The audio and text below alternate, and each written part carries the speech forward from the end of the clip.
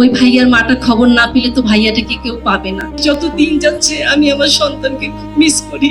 দলমতদের ঊর্ধ্বে উঠে কাজ করবে না ততক্ষণ এই দেশ শান্তি পাবে না।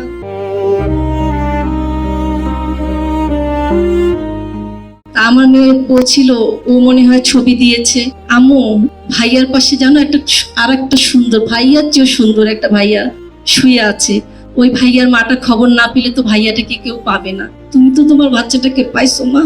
আমার ভিতরে আমি মাঝে মাঝে আসলে মনে হয় যে আমি প্রাণ খুলে কাঁদি রে বাবা। সন্তান হাহাকার কি জিনিস। যত দিন যাচ্ছে আমি আমার সন্তানকে খুব মিস করি।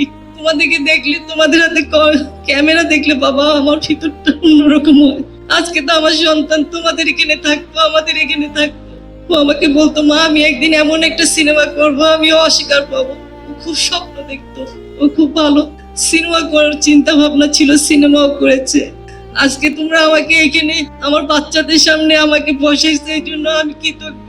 এই সরকারের কাছে আমার আবেদন এইটাই, যে অন্যায়, যে বৈষম্য, যে হত্যা, খুন, গুম, বিপক্ষের রাজনীতি যারা করে তাদেরকে হামলা, এসবের জন্যই তো আমার সন্তানটা মারা গিয়েছে, আমাদের সন্তান মারা গিয়েছে, তাদের রক্ত দিয়েছে। তারপরেও যদি এই সরকার এসে বিপক্ষে যারা কথা বলে, যারা বিপক্ষে রাজনীতি করে, আমি মা হয়ে তো সেটা কখনোই আমি মানব না। আমি রাজনীতি করি না।